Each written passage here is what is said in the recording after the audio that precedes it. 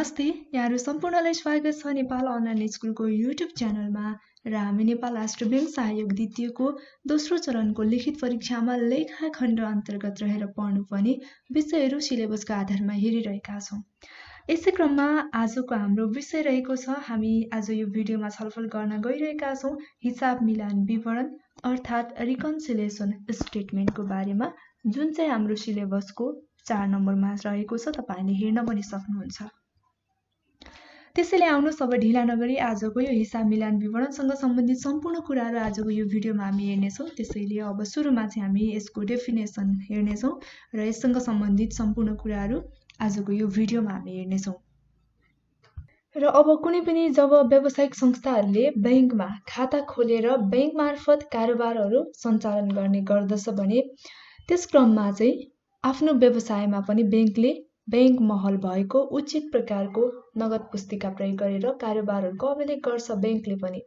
र अर्कोतर्फ चाहिँ अब बैंकहरूले पनि आफ्ना जुन ग्राहकहरूको जम्मा गरेको रकम त्यसपछि झिकेको रकमहरूको अभिलेख अथवा रेकर्डका लागि एउटा पुस्तिकाको प्रयोग गर्ने गर्छ, जसलाई चाहिँ पासबुक भनिन्छ। अब यही कुराले मैले यहाँ उल्लेख गरेकी छु। हेरौँ, यहाँ के रहेको छ भने व्यावसायिक संस्थाहरूले प्राय कारोबारहरू बैंकको माध्यमबाट सम्पन्न गर्छन् है। व्यावसायिक संस्थाहरूले चाहिँ प्राय कारोबारहरू गर्दाखेरि बैंकको थ्रुबाट गर्ने गर्छ र ती कारोबारहरूको अभिलेख राख्नका लागि बैंक महल भएको नगद पुस्तिका बैंक कोलम क्यासबुक तयार गर्नुपर्छ।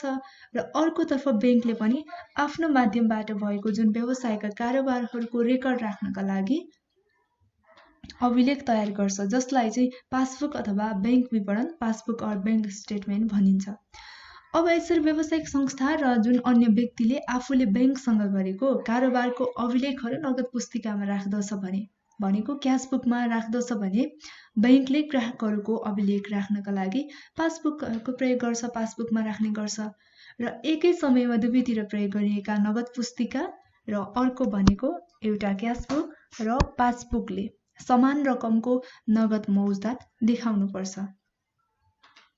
अब यहाँनिर हामीले सम्झनु पर्ने कुरा के छ भने सबै किसिमका नगद प्राप्ति त्यसपछि बैंकमा जम्मा गरेको चेक समेत गरी नगद पुस्तिकाको कुन साइटमा भन्दा डेबिट साइटमा अभिलेख राखिन्छ भने अब सोही कारोबारहरूलाई भनेको जुन यो नगद प्राप्ति र अर्को बैंकमा जम्मा गरेको चेक समेतको कारोबारलाई पासबुकको चाहिँ क्रेडिट पक्षमा देखाइन्छ। जुन नगद प्राप्त गरेको नगद प्राप्ति त्यसपछि बैंकमा जम्मा गरेको चेकहरूलाई यो क्यासबुकको चाहिँ डेबिट साइटमा देखाइन्छ भने पासबुकको चाहिँ क्रेडिट साइटमा देखाइन्छ। अब त्यसै गरी चेकद्वारा गरिएका सबै प्रकारका भुक्तानीहरू भनेको पेमेन्टहरू चेकको थ्रुबाट गरिएका र जुन भुक्तानीका लागि जारी गरिएका र पेमेन्टको लागि इस्यु गरेको चेकहरूको अभिलेख चाहिँ नगद पुस्तिका भनेको क्यासबुकको क्रेडिट साइटमा राखिन्छ र यिनै कारोबार भनेको जुन यो माथिको भुक्तानी र भुक्तानीका लागि जारी गरिएको चेकको माध्यमबाट है, यो कारोबारहरूलाई चाहिँ अब पासबुकको चाहिँ कुन साइटमा राखिन्छ भन्दा डेबिट साइटमा देखाइन्छ। नगद पुस्तिका क्यासबुकको क्रेडिट साइटमा देखाउने भयो यही ट्रान्जेक्सनलाई, र अर्को पासबुकको चाहिँ क्रेडिट साइटमा देखाउने भयो। तर अब यसरी गरिरहँदाखेरि जुन वास्तविक व्यवहारमा यो नगद पुस्तिकामा क्यासबुकमा चढाइएका सबै कारोबारहरू पासबुकमा नचढाइएको पनि हुन सक्छ र त्यसै गरी पासबुकमा चढाइएका सबै कारोबारहरू अर्को क्यासबुकमा नचढाइएको पनि हुन सक्छ। अब यसको प्रमुख कारण चाहिँ के हुन्छ भन्दाखेरि यसरी एउटा क्यासबुक अथवा पासबुकमा दुवैतिर नचढाइएको केसमा कस्तो कारणले गर्दा यस्तो हुन सक्छ भने एउटा व्यवसाय र बैंकले आफ्नो पुस्तिकामा अभिलेख राख्न फरक पर्ने समयको अन्तरालले एकै समयमा नराखेको कारणले पनि यस्तो हुन सक्छ। अर्को भनेको चाहिँ दुई पक्ष बीचमा जुन उचित समयमा जानकारीहरू प्राप्त नभएर पनि यसो भएको हुन सक्छ। र अब यसरी समयको अन्तराल अनि जानकारीको अभाव र अन्य कारणहरूले गर्दा नगद पुस्तिका क्यासबुक र पासबुकले देखाएको मौजदातमा भिन्नता आउँछ।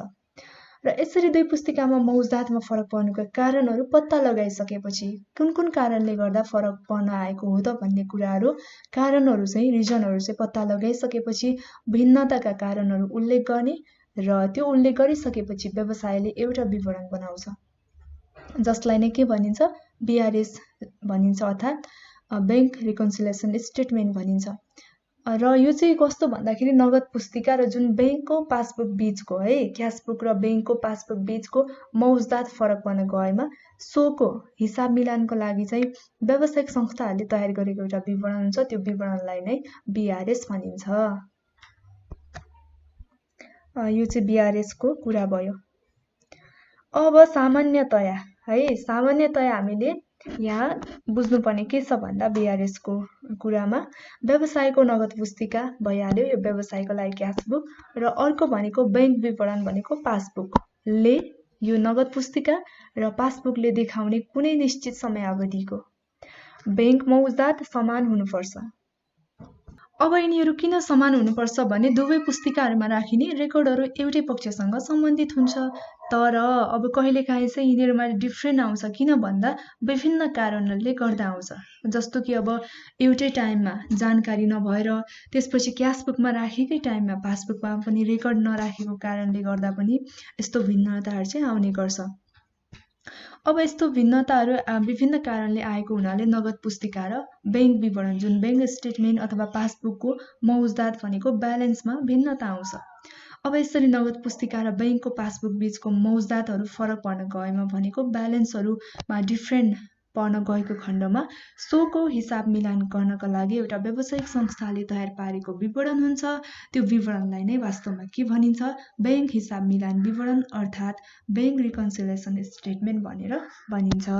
यो भयो बीआरएस को डेफिनेसन र यो किन फरक पर्छ र यसका कारणहरूलाई पत्ता लगाइसकेपछि एउटा व्यावसायिक सङ्गठनहरूले चाहिँ एउटा विवरण तयार गर्ने गर्छ। त्यो विवरणलाई बीआरएस भनेर हामीले थाहा पाइसकेका छौँ। अब यसपछि यहाँ बीआरएस को सम्बन्धमा जेआर ब्याटलीबोईको एउटा डेफिनेसन छ, यहाँ हेरौँ हामी। जेआर का अनुसार चाहिँ के हो त बीआरएस भनेको भन्दा बैंक हिसाब मिलान अथवा बीआरएस भनेको त्यस्तो एउटा विवरण हो अथवा त्यो विवरण हो जुन कुनै दिएको मितिमा बैंक महलमा भएको क्यासबुक र पासबुकको शेष रकममा भिन्नता ल्याउने बुँदाहरू इङ्गित गर्नका लागि तयार पारिएको हुन्छ। भनेको जस्तो bank reconciliation statement is a statement which is prepared to indicate the items that cause disagreement between the balance as per the bank columns of the cashbook and passbook on any given date. भनेको जुन कुनै दिएको निश्चित मितिमा bank महलमा भएको एउटा cashbook र पासबुकको बीचमा जुन भिन्नता आउँछ रकममा, ती भिन्नता आउने बुँदाहरूलाई चाहिँ इङ्गित गरेर तयार पारिएको एउटा विवरणलाई के हो भन्दा बीआरएस हो जेआर का अनुसार। त्यसैले अब हामीले अन्तिममा यहाँ के बुझ्नु पर्दछ भने तसर्थ नगद पुस्तिका क्यासबुक र बैंक विवरणले पासबुकले अथवा बैंक स्टेटमेन्टले देखाएको अन्तिम मौजदात बीचमा अन्तिमको ब्यालेन्सको बीचमा कुनै भिन्नता भएमा ती भिन्नताहरू के कति कारणले उत्पन्न भएको हो सो कारणहरू पत्ता लगाउने र लगाइसकेपछि तिनीहरूको समायोजनका लागि अब तिनीहरूलाई कसरी मिलाउने त भन्ने सम्बन्धमा तिनीहरूको समायोजन गर्नका लागि तयार गरिने एउटा विवरणलाई नै के भनिन्छ भन्दा बैंक हिसाब मिलान विवरण बैंक रिकन्सिलिएसन स्टेटमेन्ट भनेर भनिन्छ। र यतिमा हामीले बीआरएस को डेफिनेसन त्यसपछि यो किन के कारणले गर्दा यसको मौजदातमा जुन पासबुक र क्यासबुक मिल्दैन यिनीहरूको ब्यालेन्समा डिफ्रेन्ट आउँछ भन्ने कुरा हेरिसकेका छौँ। र यसपछि अब हामी हेर्छौँ यसको उद्देश्यहरू के छ। बैंक हिसाब मिलान विवरणको उद्देश्यहरू यो के उद्देश्यका लागि चाहिँ तयार गर्ने गरिन्छ भनेर यहाँ रहेको छ, हामी हेर्छौँ यो। अब यहाँ रहेको छ बैंक हिसाब मिलान विवरणको उद्देश्यहरू। अब उद्देश्यहरू 5 वटा यहाँ उल्लेख गरेकी छु, हामी क्रमैसँग हेर्छौँ यो उद्देश्यलाई के रहेको छ। पहिलो नम्बरमा छ नगद पुस्तिका र पासबुक बीचको मौजदात फरक पर्नुका कारणहरू पत्ता लगाउनु। भनेको अघि हामीले पढिसकेका छौँ अगाडि जुन बैंक र व्यावसायिक संस्था बीचमा चाहिँ कुनै जानकारीहरू एकै समयमा नभएको कारणले पनि क्यासबुक र पासबुकमा रेकर्ड राख्न एकै टाइममा हुँदैन। यसले गर्दा पनि जुन मौजदातमा चाहिँ भिन्नता आउँछ। अनि अर्को भनेको चाहिँ जुन जानकारीहरू नभएर जानकारीको अभावले गर्दा पनि यो क्यासबुक र पासबुक बीचको अथवा यिनीहरूको मौजदात अथवा ब्यालेन्समा चाहिँ फरक पर्ने गर्छ भनेर यी कारणहरू पत्ता लगाउने काम पनि यो बीआरएस को उद्देश्य हो। अर्को 2 नम्बरमा छ बैंकिङ कारोबारको अभिलेखमा भएका हिनामिना र जालसाजीहरूलाई रोक्नु भनेको जुन बैंकिङ ट्रान्जेक्सनहरूको सिलसिलामा रेकर्ड राख्ने क्रममा भएका जुन हिसाबहरू गोलमाल हुने यस्तो हिनामिनाहरू त्यसपछि जालसाजीहरूलाई चाहिँ रोक्ने प्रयास गर्छ। यसको उद्देश्य हो यो VRS को यो पनि। अर्को 3 नम्बरमा छ नगद पुस्तिका र बैंक पुस्तिकामा है नगद पुस्तिका क्यासबुकमा अर्को बैंक पासबुकमा भएका गल्तीहरू पत्ता लगाउनु के कारणले गर्दा गल्ती भएको छ ती गल्तीहरू पत्ता लगाउने र ती कारणहरू पनि पत्ता लगाउने जुन भएको गल्तीहरू पत्ता लगाउने काम पनि VRS को उद्देश्य अन्तर्गत पर्दछ भने 4 नम्बरमा छ मौजदातमा भिन्नताको कारणले व्यावसायिक संस्था र बैंक बीचमा हुने मनमुटाव अनि विवादलाई प्रमाण स्वरूप पेश गरी समाधान गर्नु भनेको अब यो जुन क्यासबुक र पासबुकको ब्यालेन्समा डिफ्रेन्ट आयो भने अब यो डिफ्रेन्ट आउने बित्तिकै के हुन्छ भने व्यावसायिक संस्था र अर्को बैंक बीचमा मनमुटाव सुरु हुन्छ विवाद उत्पन्न हुन्छ किन चाहिँ यो स्टेटमेन्टहरू मिलेन मौजदातहरुमा डिफ्रेन्ट किन आएको छ भनेर मनमुटाव सुरु हुन्छ एकअर्कामा। त्यसैले गर्दा यस्तो मनमुटावलाई चाहिँ समाधान गर्नका लागि विवादले समाधान गर्नका लागि जुन बैंकले राखेको पासबुक र व्यावसायिक संस्थासँग भएको क्यासबुकको लाई प्रमाण स्वरूप पेश गरेर यी विवादहरू के कारणले उत्पन्न भएको हो भनेर एकअर्कामा हेर्ने त्यसपछि जुन उत्पन्न भएको मनमुटाव नमिलेको कुराहरूलाई गल्तीहरू पत्ता लगाउने त्यसपछि ती गल्तीहरू पत्ता लगाइसकेपछि यो व्यावसायिक संस्थाको क्यासबुक र बैंकसँग भएको पासबुकलाई एक आपसमा मिलान गर्ने र यसलाई चाहिँ एकअर्कामा राखिएको अभिलेखहरू रेकर्डहरूलाई प्रमाण स्वरूप पेश गरेर पनि जुन व्यावसायिक संस्था र बैंक बीचमा उत्पन्न भएको मनमुटाव र विवादलाई समाधान गर्न सकिन्छ।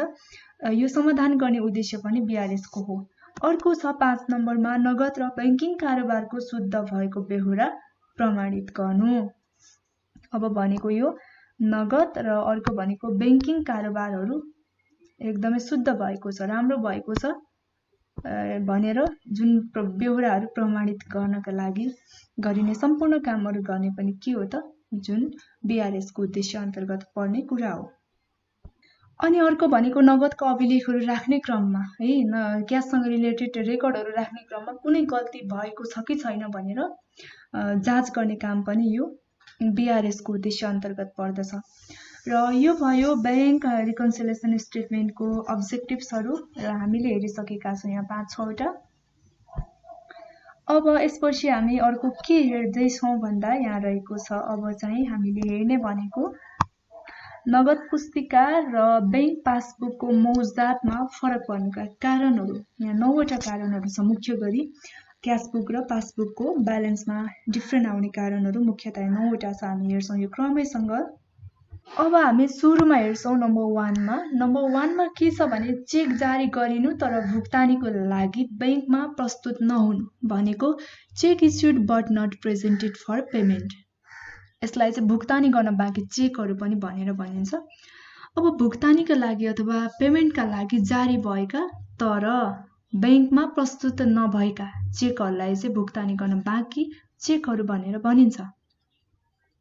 अब कुनै व्यक्ति अथवा संस्थाहरूलाई नगद भुक्तानी नगरिकन भनेको क्याश पेमेन्ट नगरिकन चेक जारी गरेमा चेक दिएमा अथवा चेक प्राप्त गर्ने पक्षले चेक दिएको खण्डमा जो व्यक्तिले अथवा जो पक्ष छ चेक प्राप्त गर्ने रिसिभ गर्ने त्यो पक्षले अथवा व्यक्तिले अथवा संस्था जो कोहीले पनि सोही दिन बैंकमा चेक प्रस्तुत नगरिकन भुक्तानी लिएमा है सोही दिन चाहिँ बैंकमा चेक प्रस्तुत गरेर भुक्तानी लिएमा नगद पुस्तिका र पासबुकको मौजदातमा कुनै भिन्नता आउँदैन है। त्यही दिनमा जुन दिन हामीले चेक काटेर दिएका छौँ त्यही दिन बैंकमा गएर चेक विथड्र गर्यो भने यो क्यासबुक र पासबुकको ब्यालेन्समा कुनै पनि डिफ्रेन्ट आउँदैन। तर अब कुन केसमा डिफ्रेन्ट आउँछ त भन्दाखेरि भुक्तानी पाउने पक्षले जुनसुकै मितिमा पनि बैंकबाट भुक्तानी लिन सक्ने भएकोले बैंक हिसाब मिलान गर्ने दिनसम्म उक्त चेक बैंकमा प्रस्तुत नभएमा नगद पुस्तिका र जुन पासबुकको मौजदात ब्यालेन्समा भिन्नता आउने गर्छ। यो एउटा चेक जारी गरिनु तर भुक्तानीको लागि बैंकमा प्रस्तुत नहुने एउटा मुख्य कारण हो नगद पुस्तिका र बैंक पासबुकको मौजदात फरक पर्नु। अर्को 2 नम्बरमा छ जम्मा भइ नसकेका चेकहरू अनकलेक्टेड चेक्स रहेको छ यहाँ चाहिँ। अब यो चाहिँ बैंकमा चेकहरू जम्मा गर्नका लागि हामीले अथवा जम्मा गर्न त्यसपछि सङ्कलन गर्नका लागि पठाइनु, तर समयमै चेकको रकमहरू सङ्कलन नहुनु हो यो जम्मा भइ नसकेका चेकहरू भनेको चाहिँ। अब यस अन्तर्गत कस्तो हुन्छ भने कुनै पनि संस्थाहरूले बैंकमा जम्मा गर्न पठाएको चेकहरू सर्वप्रथम नगद पुस्तिकाको डेबिट साइटमा इन्ट्री गरेर अथवा प्रविष्टि गरेर मात्रै पठाउने गरिन्छ र पासबुकको क्रेडिटमा पनि बैंकले पासबुकको क्रेडिटमा पनि प्रविष्टि गर्छ भन्ने अनुमान गरिन्छ है। तर यदि त्यसरी पठाइएका नगद अथवा चेकहरू चाहिँ अब बैंकले पनि प्रविष्टि गरेको खण्डमा नगद पुस्तिका र पासबुकको मौजदातमा कुनै डिफ्रेन्ट नआउने भयो, यता व्यावसायिक संस्थाहरूले त सुरुमा पठाउने बेलामा नै डेबिट साइटमा क्यासबुकको डेबिट साइटमा इन्ट्री गरेर पठाउने भयो। अब उनीहरूले के सम्झिन्छ भने यो बैंकमा पुगेपछि बैंकले पनि पासबुकको क्रेडिट साइटमा चाहिँ इन्ट्री गर्छ है भनेर अनुमान गर्छ सुरुमै। अब यो अनुमान गर्ने मात्रै हैन, बैंकमा पुगिसकेपछि बैंकले यदि प्राप्त गरिसकेपछि भनेको बैंकले पनि क्रेडिट साइटमा नै देखाउने गर्छ। अब यसरी पठाइएका नगद अथवा चेकहरू चाहिँ बैंकले पनि यसरी नै इन्ट्री गरेको खण्डमा चाहिँ नगद पुस्तिका र यो पासबुकको ब्यालेन्समा कुनै पनि डिफ्रेन्ट आउँदैन, फरक पर्दैन। तर अब कुन केसमा डिफ्रेन्ट आउँछ भन्दा यसको चाहिँ निर्धारित समयमा बैंकमा चेक अथवा नगदहरू प्राप्त नभएमा अथवा बैंकले प्राप्त भएका चेकहरू जम्मा गर्ने केही दिनको समय लगाइएमा चाहिँ त्यसको प्रविष्टि पासबुकमा भएको हुँदैन, तर क्यासबुकमा अलरेडी भइसकेको हुन्छ। यस कारणले गर्दा पनि क्यासबुक र पासबुकको जुन ब्यालेन्समा डिफ्रेन्ट आउँछ। त्यसैले यो जम्मा भइ नसकेका चेकहरू पनि के हो भन्दा नगद पुस्तिका र बैंक पासबुकको मौजदात फरक पार्ने मुख्य कारण हो। अर्को 3 नम्बरमा छ बैंकले सिधै गरेका सङ्कलनहरू। अब जुन यो बैंकले सिधै गरेका सङ्कलनहरू छ नि, यसमा चाहिँ बैंकले आफ्ना ग्राहकहरूका तर्फबाट है विभिन्न पासबुकको क्रेडिटमा प्रविष्टि गरेको, तर बैंक हिसाब मिलान तयार पारिने मितिसम्म त्यसको अभिलेख नगद पुस्तिकामा नराखिएमा नगद पुस्तिका र पासबुकको मौजदातमा फरक देखिन्छ। अब कुनै व्यक्तिले सिधै खातामा रकम जम्मा गरेमा है डाइरेक्ट अकाउन्टमै डिपोजिट गरेमा, अमाउन्टहरू कलेक्सन गरेमा, त्यसपछि बैंकले ब्याजहरू प्रदान गरेमा, बैंकले डिपोजिटमा इन्ट्रेस्टहरू दिएमा अथवा अन्य आम्दानीहरू सङ्कलन गरेमा पासबुकको मौजदात बढ्न जान्छ, पासबुकमा ब्यालेन्स बढ्न जान्छ, तर यो क्यासबुकमा भने मौजदात बढ्दैन। त्यसैले यो बैंकले डाइरेक्ट कलेक्सन गरेको कारणले पनि पासबुकमा रेकर्ड हुन्छ तर क्यासबुकमा हुँदैन। यसले गर्दा पनि के हुन्छ भन्दा नगद पुस्तिका क्यासबुक र बैंकको पासबुकको ब्यालेन्समा फरक पर्ने गर्छ। यो पनि एउटा मुख्य कारण हो।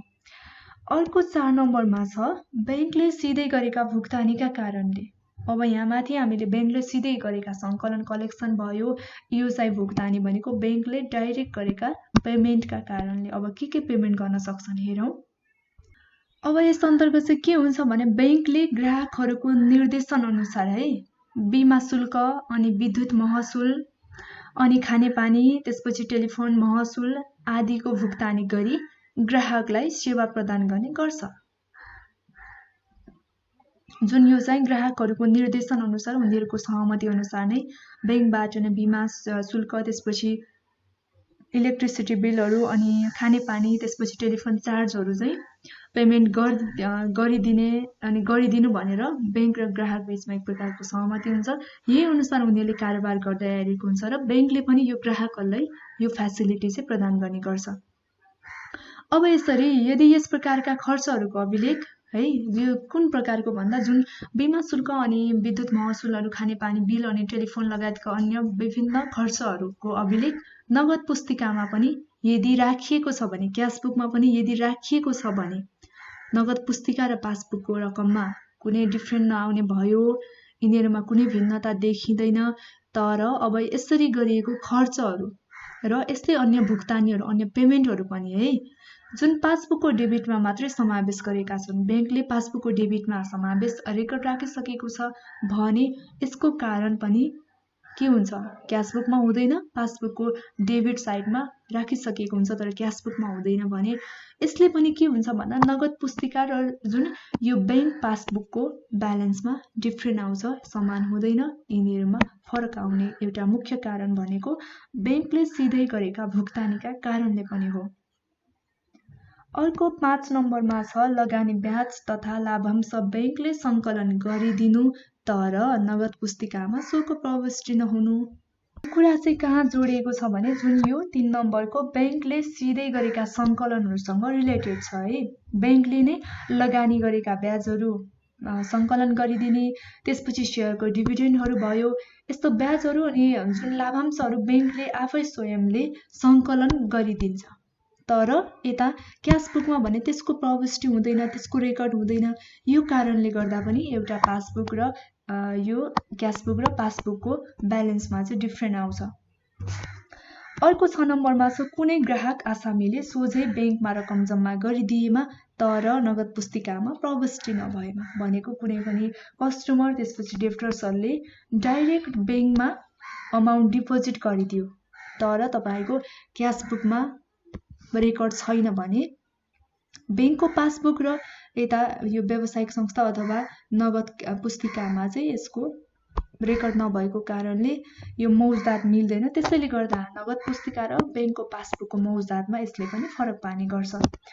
अर्को 7 नम्बरमा छ बिमा शुल्क तथा खर्चहरू ग्राहकको तर्फबाट बैंकले सोझै भुक्तानी गरेमा तर नगदी पुस्तिकामा प्रविष्टि नभएमा, भनेको यो 4 नम्बरकोसँग रिलेटेड छ। जुन बैंकले सिधै गरेका भुक्तानीका कारणले भनेको बैंकले यो बिमा शुल्कहरू तिरिदिन सक्छन्, त्यसपछि खर्चहरू जुन ग्राहकको तर्फबाट टेलिफोन चार्जहरू, खानेपानी भयो, यावत विभिन्न खर्चहरू चाहिँ सोझै पेमेन्ट गर्न सक्छ बैंकले डाइरेक्ट।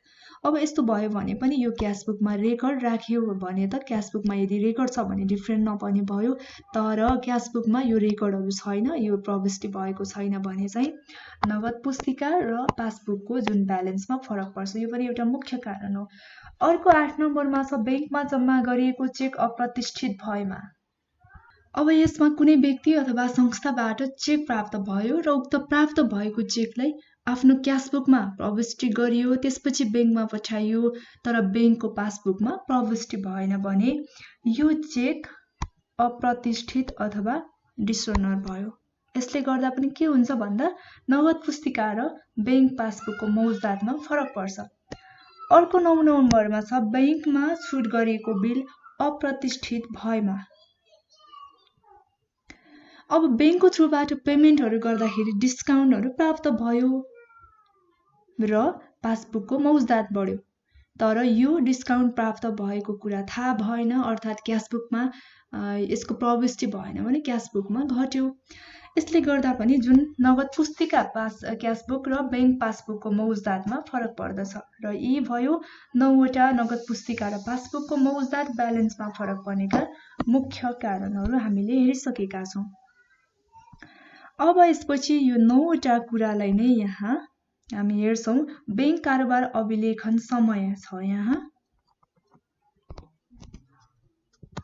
बैंक कारोबार अभिलेखन समय भनेको यो सुरुमा कारोबारहरू छ, के कारोबार, यो 9वटा कारोबारलाई नै लिएका छौँ हामीले। अब जुन क्यासबुकमा अभिलेखन गर्ने समय कुन बेलामा हामीले क्यासबुकमा रेकर्ड राख्ने र पासबुकमा कति बेला राख्ने र यसरी पासबुक र क्यासबुकमा देखाएको कुराले है रेकर्डले बैंकको ब्यालेन्समा प्रभाव पर्छ कि पर्दैन भन्ने कुरालाई यहाँ प्रस्तुत गरिएको छ। हेरौँ। अब सुरुमा चाहिँ हाम्रो के छ भने यहाँ ट्रान्जेक्सनहरू छ। ट्रान्जेक्सनहरू यिनै हामीले अगाडि हेरिसकेको 9वटा ट्रान्जेक्सनहरूलाई नै यहाँ लिएका छौँ। अब यो चाहिँ क्यासबुकमा अभिलेखन गर्ने समय कुन बेला हो, अर्को पासबुकमा अभिलेखन गर्ने समय कुन बेला र यी दुवै पक्षले देखाउने बैंक मौजदातमा प्रभाव पर्छ कि पर्दैन भन्ने कुरालाई यहाँ सर्टकटमा रहेको छ, एकदमै बुझ्नका लागि सजिलो छ। हेरौँ। अब सुरुमा नम्बर 1 मा चाहिँ छ हाम्रो यहाँ नगद जम्मा भनेको क्यास डिपोजिट। अब नगद पुस्तिकामा अभिलेखन गर्ने समय कति बेला हो भन्दा क्यासबुकमा जम्मा गरेको समयमा, डिपोजिट गरेको समयमा। अर्को पासबुकमा यो अभिलेख राख्ने समय कहिले हो भन्दा यसको पनि जम्मा गरेकै समयमा डिपोजिट गरेकै टाइममा राखिन्छ। त्यसैले गर्दा यो दुवै पक्षहरूले बैंक मौजदातमा फरक पर्दैन, प्रभाव पार्दैन, किनकि यो जम्मा गरेकै समयमा क्यासबुकमा पनि रेकर्ड हुने भयो र अर्को भनेको पासबुकमा पनि रेकर्ड हुने भयो। त्यसैले गर्दा बैंकको मौजदातमा यसले प्रभाव पार्दैन। अर्को 2 नम्बरमा छ नगद निकाल्दा क्यास विथड्र। अब यसमा चाहिँ क्यासबुकमा कतिखेर रेकर्ड राख्ने भन्दा नगद निकाल्दाको समयमा विथड्र गरेकै टाइममा राखिन्छ। अर्को पासबुकमा पनि यो नगद निकाल्दाकै समयमा विथड्र गरेकै टाइममा राखिन्छ। त्यसैले गर्दा यसले पनि बैंकको ब्यालेन्समा प्रभाव पार्दैन। अर्को 3 नम्बरमा छ चेक जारी गर्दा, चेक इस्युड छ। अब चेक जारी गर्दाखेरि नगद पुस्तिकामा कतिखेर अभिलेखन गर्ने समय कुन हो भन्दा चेक जारी गरेकै समयमा, हामीले चेक जारी गरेकै समयमा नगद पुस्तिकामा राख्नुपर्छ। अर्को यो बैंकमा रहेको पासबुकमा चाहिँ बैंकमा चेक प्रस्तुत भई भुक्तानी गरेको समयमा, जब बैंकमा चेक प्रस्तुत हुन्छ त्यसपछि पेमेन्ट हुन्छ र पेमेन्ट गरेको टाइममा यहाँ रेकर्ड राखिन्छ। त्यसैले गर्दा यो जुन रहेको छ चेक जारी गर्दाले चाहिँ दुवै पक्षले देखाउने बैंक मौजदातमा प्रभाव पार्छ कि पार्दैन भन्दा पार्न सक्छ। कसरी पार्न सक्छ भन्दा चेक जारी गर्दा नगद पुस्तिकामा चेक जारी गरेकै टाइममा, हामीले इस्यु गरेकै टाइममा रेकर्ड राख्ने भयौँ। तर अब यो पासबुकमा चाहिँ कतिखेर रेकर्ड रहन्छ भन्दा बैंकमा चेक प्रस्तुत भएर भुक्तानी गरेपछि मात्रै रेकर्ड रहन्छ। तर बैंकमा यदि चेकहरू प्रस्तुत भएन र भुक्तानी भएन, प्रस्तुत नभइकन भुक्तानी हुँदैन र प्रस्तुत नभएको खण्डमा यो के हुन्छ भन्दा पासबुकमा अभिलेखन नरहेको हुन सक्छ।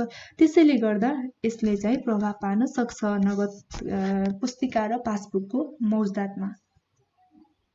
अर्को छ 4 नम्बरमा चेक जम्मा गर्दा, चेक डिपोजिटमा।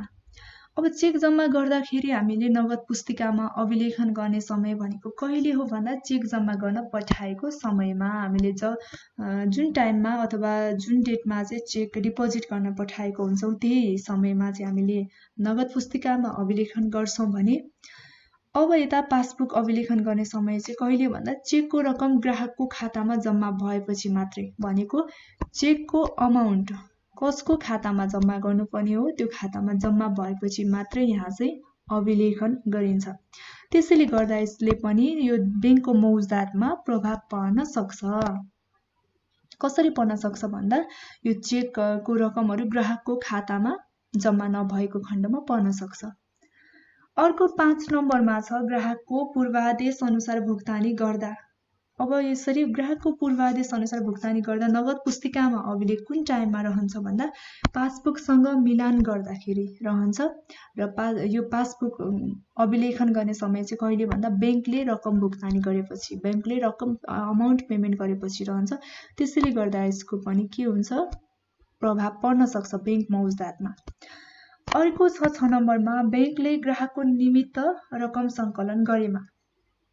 अब ग्राहकको लागि अमाउन्टहरू कलेक्सन गरेमा बैंकले यो केसमा चाहिँ के हुन्छ भने क्यासबुकमा कुन टाइममा हामीले अभिलेखन गर्ने भन्दा पासबुकसँग मिलान गर्दा नै गर्नुपर्छ र पासबुकमा अभिलेखन गर्ने टाइम भनेको चाहिँ बैंकले रकमहरू जम्मा गरेर ग्राहकको खातामा जम्मा गरेपछि बैंकले डाइरेक्ट कलेक्सन गर्छ ग्राहकको निमित्त भनेर।